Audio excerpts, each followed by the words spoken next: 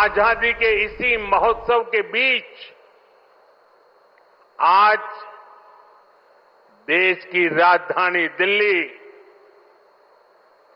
देश में हो रही विकास क्रांति की साक्षी बन रही है।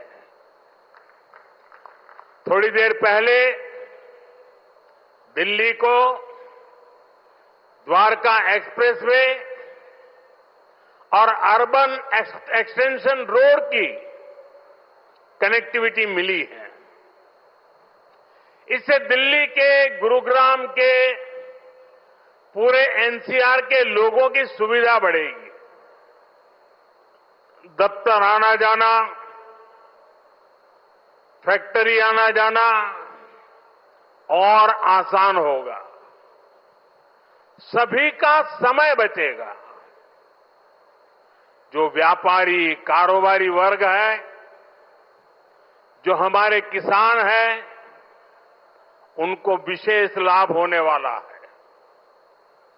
दिल्ली एनसीआर के सभी लोगों को इस आधुनिक सड़कों के लिए, आधुनिक इंफ्रास्ट्रक्चर के लिए बहुत बहुत बधाई देता हूं। साथियों, परसों 15 अगस्त को लाल किले से मैंने देश की अर्थव्यवस्था, देश की आत्मनिर्भरता और देश के आत्मविश्वास पर विश्वास से बात की है। आज का भारत क्या सोच रहा है, उसके सपने क्या है, संकल्प क्या है, ये सब कुछ आज पूरी दुनिया अनुभव कर रही है। और साथियों, दुनिया जब भारत को देखती है, परखती है, तो उसकी पहली नजर हमारी राजधानी पर पड़ती है, हमारी दिल्ली पर पड़ती है। इसलिए दिल्ली को हमें विकास का ऐसा मॉडल बनाना है जहां सभी को महसूस हो कि हां, ये विकसित होते भारत की राजधानी है। साथियों, बीते 11 साल से केंद्र में भारतीय जनता पार्टी की सरकार ने इसके लिए अलग अलग स्तरों पर निरंतर काम किया है। अब जैसे कनेक्टिविटी का विषय ही है, दिल्ली एनसीआर की कनेक्टिविटी में बीते दशक में अभूतपूर्व सुधार हुआ है। यहां आधुनिक और चौड़े एक्सप्रेसवे हैं। दिल्ली एनसीआर मेट्रो नेटवर्क के मामले में दुनिया के सबसे बड़े नेटवर्क इलाकों में से एक है। यहां नमो भारत जैसा आधुनिक रैपिड रेल सिस्टम है। यानी बीते 11 वर्षों में दिल्ली एनसीआर में आना जाना पहले के मुकाबले आसान हुआ है। साथियों, दिल्ली को बेहतरीन शहर बनाने का जो बीड़ा हमने उठाया है, वो निरंतर जारी है। आज भी हम सभी इसके साक्षी बने हैं। द्वारका एक्सप्रेसवे हो या फिर अर्बन एक्सटेंशन रोड, दोनों सड़कें शानदार बनी है। पेरिफेरल एक्सप्रेसवे के बाद अब अर्बन एक्सटेंशन रोड से दिल्ली को बहुत मदद मिलने वाली है। साथियों, अर्बन एक्सटेंशन रोड की एक और विशेषता है, ये दिल्ली को कूड़े के पहाड़ों से भी मुक्त करने में मदद कर रही है। अर्बन एक्सटेंशन रोड को बनाने में लाखों टन कचरा काम में लाया गया है। यानी कूड़े के पहाड़ को कम करके उसे वेस्ट मटेरियल का इस्तेमाल सड़क बनाने में किया गया है और वैज्ञानिक तरीके से किया गया है। यहां पास में ही भलसवा लैंडफिल स्पा साइट है। यहां आसपास जो परिवार रहते हैं उनके लिए कितनी समस्या है ये हम सभी जानते हैं। हमारी सरकार ऐसी हर परेशानी से दिल्ली वालों को मुक्ति दिलाने में जुटी हुई है। साथियों, मुझे खुशी है कि रेखा गुप्ता जी के नेतृत्व में दिल्ली की भाजपा सरकार यमुना जी की सफाई में भी लगातार जुटी हुई है।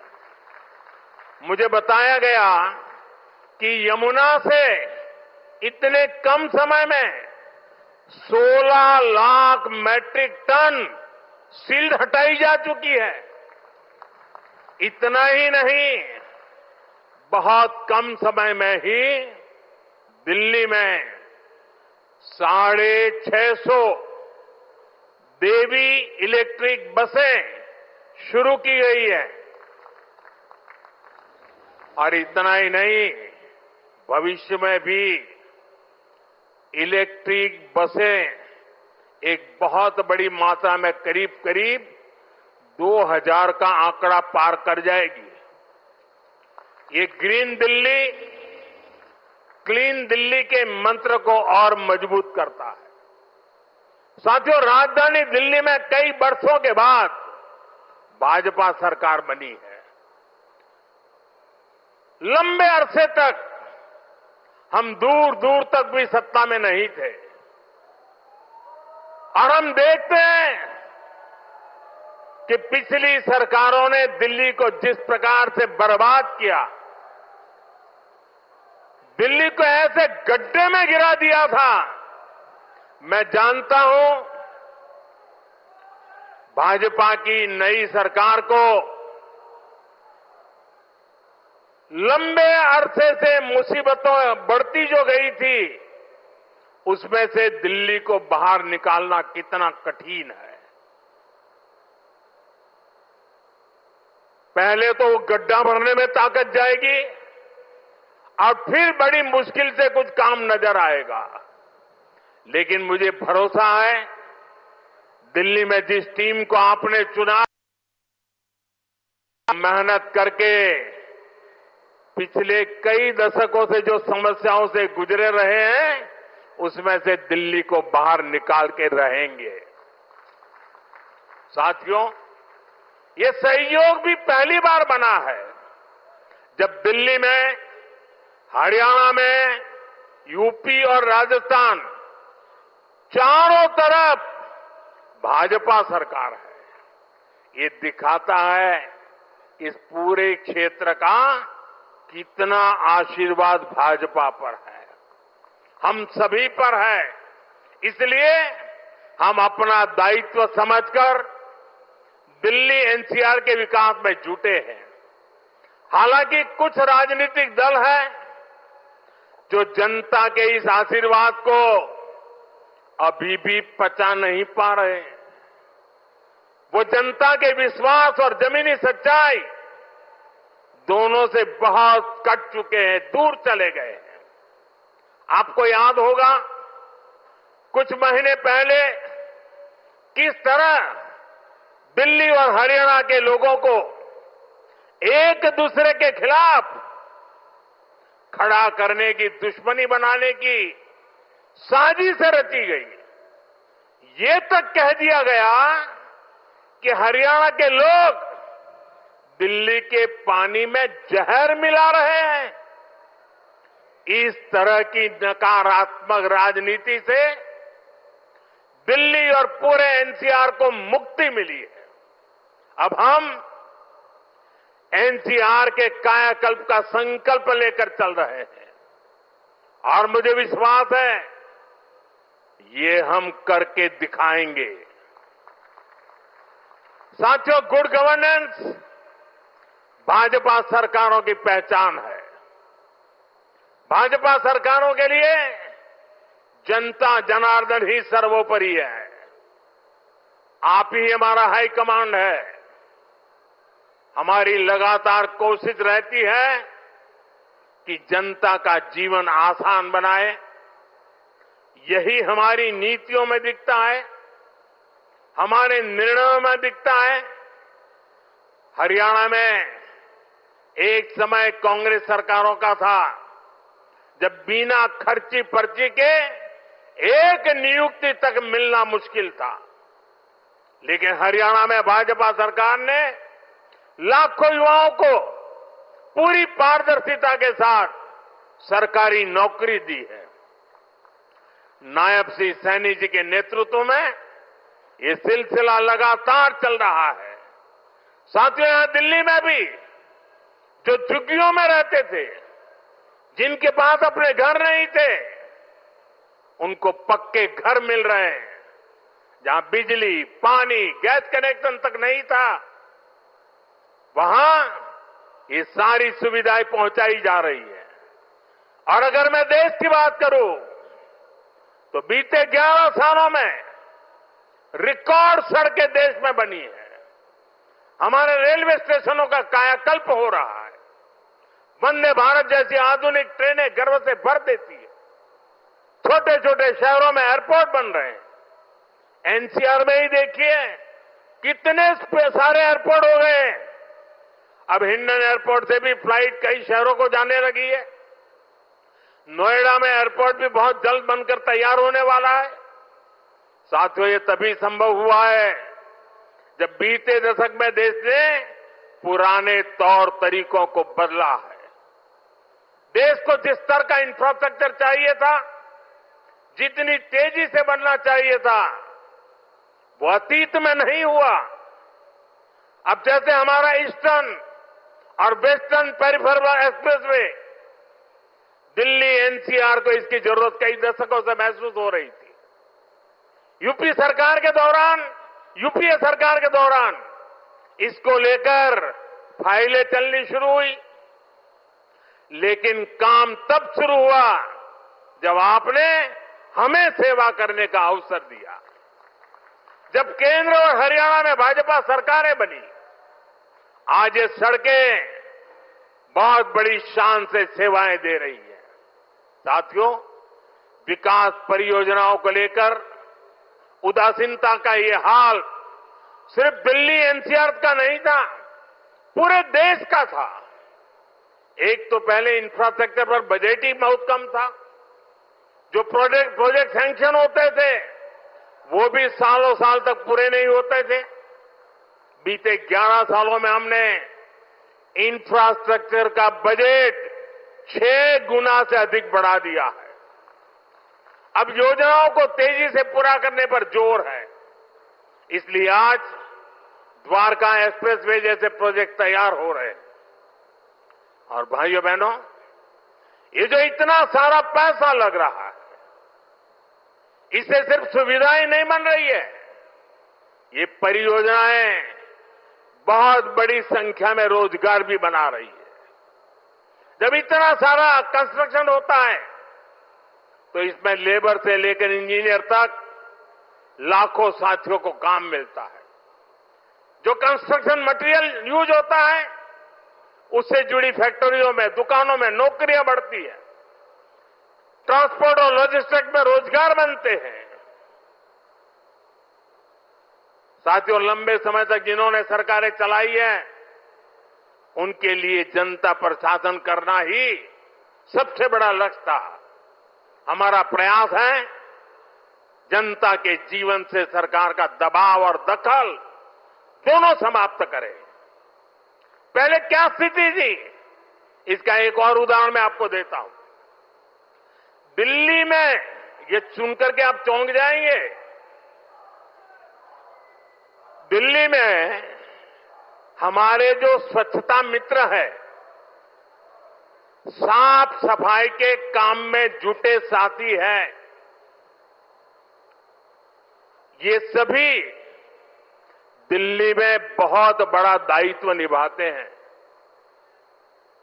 सुबह उठते ही पहले उनको थैंक यू करना चाहिए। लेकिन पहले की सरकारों ने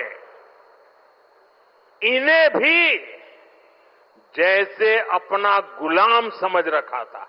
मैं इन छोटे छोटे मेरे सफाई में बंधुओं की बात कर रहा हूं। ये जो लोग सर पे संविधान रख करके नाचते हैं ना, वो संविधान को कैसे कुचलते थे, वे बाबा साहब की भावनाओं को कैसे दगा देते थे। मैं आज वो सच्चाई आपको बताने जा रहा। आप, मैं कहता हूं, सुनकर सन्न रह जाएंगे।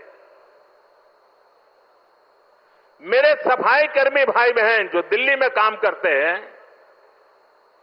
उनके लिए एक खतरनाक कानून था इस देश में। दिल्ली में दिल्ली म्युनिसिपल कॉरपोरेशन एक्ट में एक बात लिखी थी, यदि कोई सफाई मित्र बिना बताए काम पर नहीं आता तो उसे 1 महीने के लिए जेल में डाला जा सकता था। आप बताइए, खुद सोचिए, सफाई कर्मियों को लोग क्या समझते थे? क्या आप उन्हें जेल में डाल देंगे, वो भी एक छोटी सी गलती के कारण?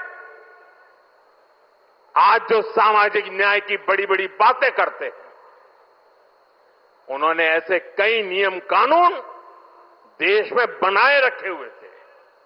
ये मोदी है जो इस तरह के गलत कानून को खोज करके खत्म कर रहा है।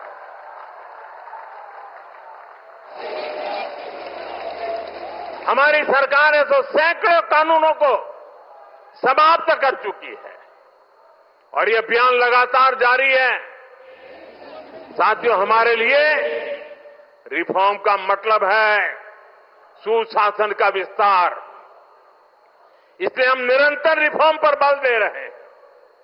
आने वाले समय में हम अनेक बड़े बड़े रिफॉर्म्स करने वाले हैं ताकि जीवन भी और बिजनेस भी सब कुछ और आसान हो। साथियों, इसी कड़ी में अब जीएसटी में नेक्स्ट जनरेशन रिफॉर्म होने जा रहा है।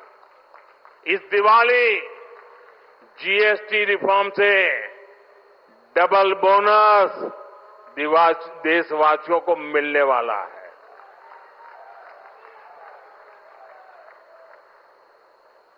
हमने इसका पूरा प्रारूप राज्यों को भेज दिया है। मैं आशा करता हूं कि सभी राज्य भारत सरकार के इस इनिशिएटिव को सहयोग करेंगे, जल्द से जल्द इस प्रक्रिया को पूरा करेंगे ताकि ये दिवाली और ज्यादा शानदार बन सके। हमारा प्रयास जीएसटी को और आसान बनाने और टैक्स दरों को रिवाइज करने का है। इसका फायदा हर परिवार को होगा, गरीब और मिडिल क्लास को होगा, छोटे बड़े हर उद्यमी को होगा, हर व्यापारी कारोबारी को होगा। साथियों, भारत की बहुत बड़ी शक्ति हमारी प्राचीन संस्कृति है, हमारी प्राचीन धरोहर है। इस सांस्कृतिक धरोहर का एक जीवन दर्शन है, जीवंत दर्शन भी है।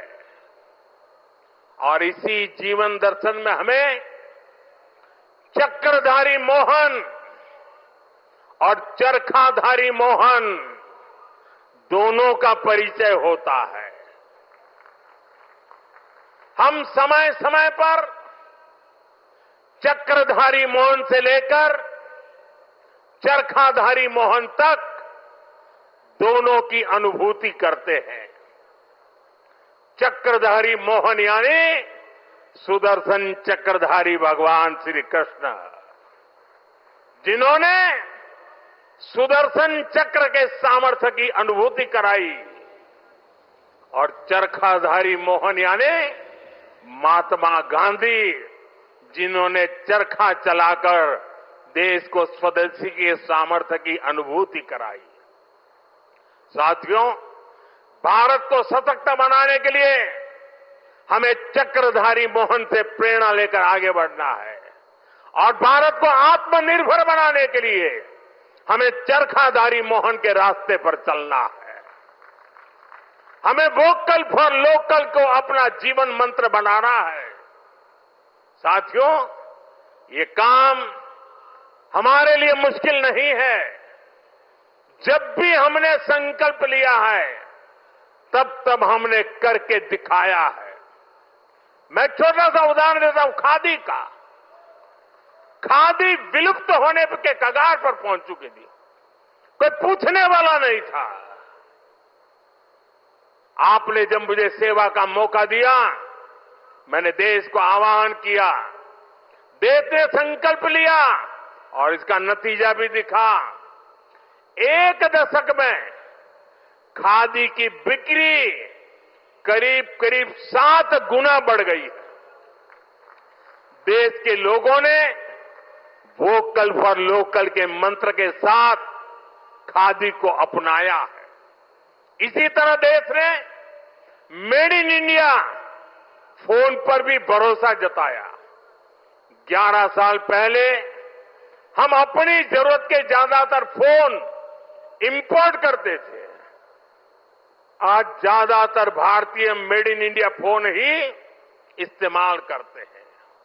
आज हम हर साल 30-35 करोड़ मोबाइल फोन बना रहे हैं। 30-35 करोड़ मोबाइल फोन बना रहे हैं और एक्सपोर्ट भी कर रहे हैं।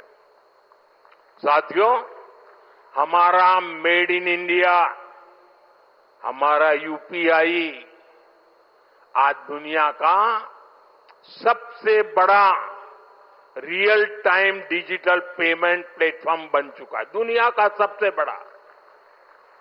भारत में बने रेल कोच हो या फिर लोकोमोटिव, इनकी डिमांड अब दुनिया के दूसरे देशों में भी बढ़ रही है। साथियों, जब ये रोड इंफ्रास्ट्रक्चर की बात आती है, भारत ने एक गति शक्ति प्लेटफॉर्म बनाया है। 1600 लेयर, 1600 लेयर डेटा के हैं उसमें। और किसी भी प्रोजेक्ट को वहां पर कैसी कैसी परिस्थितियों से गुजरना पड़ेगा, किन नियमों से गुजरना पड़ेगा, वाइल्ड लाइफ है कि जंगल है कि क्या है, नदी है, नाला है, क्या है, सारी चीजें मिनटों में हाथ लग जाती हैं और प्रोजेक्ट तेज गति से आगे बढ़ते हैं।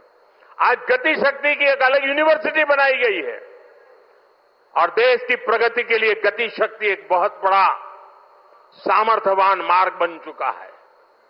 साथियों, 1 दशक पहले तक हम खिलौने तक बाहर से इंपोर्ट करते थे, लेकिन हम भारतीयों ने संकल्प लिया वोकल फॉर लोकल का, तो ना सिर्फ बड़ी मात्रा में खिलौने भारत में ही बनने लगे, लेकिन बल्कि आज हम दुनिया के 100 से ज्यादा देशों को खिलौने निर्यात भी करने लगे।